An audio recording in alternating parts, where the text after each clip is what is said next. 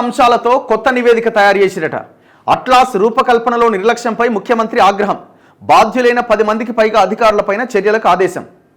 Telangana state statistical abstract atlas రూపకల్పనలో నిర్లక్ష్యంగా వ్యవహరించిన అధికారులపైన ముఖ్యమంత్రి రేవంత్ రెడ్డి ఆగ్రహం వ్యక్తం చేసిరట.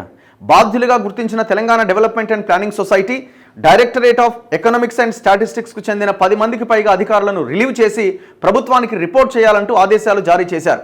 ఈ విషయాన్ని ప్రభుత్వ ఉన్నత స్థాయి వర్గాలు ధృవీకరించాయి. ఓ ఐఏఎస్ అధికారి కూడా ఈ జాబితాలో ఉన్నాడట.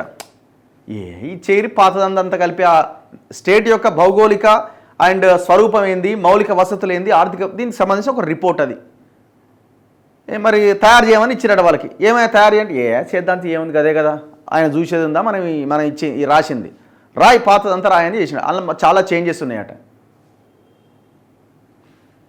తెలంగాణ స్టేట్ స్టాటిస్టికల్ అబ్స్ట్రాక్ట్ 2024 పేరిట రాష్ట్ర ప్రణాళిక శాఖ ప్రతి సంవత్సరం నివేదికను రూపొందించడం ఆనవాయితీ.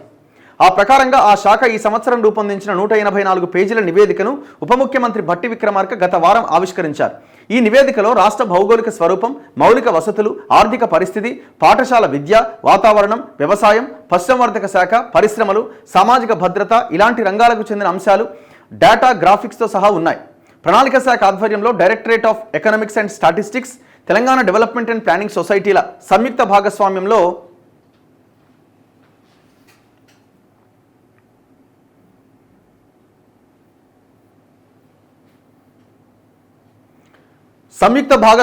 నివేదిక రూపొందించినట్టు సంబంధిత వర్గాల సమాచారం. అయితే గత ప్రభుత్వ హయాంలో రూపొందించిన నివేదికలోని అంశాల్లో కొన్నింటిని తాజా నివేదికలో పొందుపరిచిరట. దీన్ని ముఖ్యమంత్రి కార్యాలయం ఆలస్యంగా గుర్తించిందట. రైతుల ఆదాయాన్ని పెంచేందుకు ప్రభుత్వం అనేక చర్యలు చేపట్టింది. లక్ష్యాలు సాధించేందుకు ఫ్లాగ్షిప్ పథకాలుగా సాగునీటి వసతి పెంచేందుకు కాళేశ్వరం, మిషన్ కాకతీయ ప్రాజెక్టులు చేపట్టాం. 24 గంటల విద్యుత్ సరఫరా, రైతు బంధు, రైతు బీమా కింద రైతులకు ఇన్సూరెన్స్ తదితర పథకాలు చేపట్టాం అని ఆ నివేదికలో ఉన్నదట. కాళేశ్వరం ప్రాజెక్టులో అవినీతిపై ప్రభుత్వం న్యాయ విచారణకు ఆదేశించింది.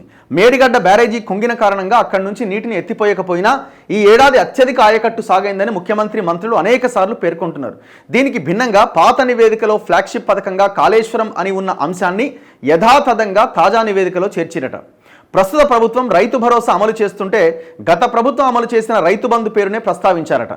మళ్ళీ దీనికి ఒకడు ఐఏఎస్ ఉన్నాయట. మళ్ళీ తిట్టాలనిపిస్తుంది కానీ తిట్టలేం కదా పాపం, మంచి మంచి ఆఫీసర్లు కదా వీళ్ళంతా, చదువుకొని గొప్ప గొప్ప చదువు వచ్చిన ఆఫీసర్లు కదా. అంటే ఎంత ఘోరంగా తయారయ్యారు మీరు చూడండి. అంటే వాళ్ళకి భయం లేదు, సింపుల్గా చెప్పాలంటే వాళ్ళకి భయం లేదు. అందులో ఒక ఐఏఎస్ ఉన్నాడు, పెద్ద పెద్ద ఆఫీసర్, వాళ్ళ జీతాలు ఒక్కసారి చూడండి మీరు, 5 లక్షలు 6 లక్షలు ఆ పైన ఉంటుంది. వాళ్ళు సంపాదించిన సొమ్ము అవతల ఇంకా కోట్ల రూపాయలు ఉంటుంది. బాగా తినమరిగిరు తెలంగాణలో, తెలంగాణ సొమ్ముని తింటున్నారు, పంటున్నారు, గంతే. పని ఎక్కడిదిగా అసలు మీరంటే భయం ఎక్కడిది? ఫస్ట్ భయమో భక్తో ఉండాలి కదా ఒక అధికారికి. గవర్నమెంట్ అరే తప్పు చేస్తే చర్యలు తీసుకుంటుందని, మొత్తం తప్పు చేసిన దొంగలని మీరు పక్కన పెట్టుకున్నారు కదా, ఇంకా మళ్ళీ ఇంకెక్కడిది? ఇప్పుడు ముఖ్యమంత్రి ఆగ్రహం వ్యక్తం చేసిండనంటే, ఇప్పుడు నవీన్ మిట్టలు 100 ఎకరాల భూములు మొత్తం లేపడేసిండు, వాని పేరు మీద వీని పేరు మీద రాయించేసిండు. మరి ఆ నవీన్ మిట్టలు ఏడు ఉన్నాడు, పక్కనే ఉన్నాడు కదా. మరి అప్పుడు ఆగ్రహం ప్రజలు వ్యక్తం చేస్తున్నారు కదా. మరి మీకేమనిపిస్తలేదా? అంటే మీకు అనుకూలమైన అంశాలు, మిమ్మల్ని ఇబ్బంది పెట్టే అంశాలు తెర మీదకి వచ్చినప్పుడేమో అధికారులు తప్పు. మీకు ఎంత దొంగ అయినా మీకు అనుకూలంగా వ్యవహరిస్తున్నప్పుడు వాడు మంచోడే ఉండని. ఇదే కదా మీ పాలసీ, గవర్నమెంట్ ఏదైనా.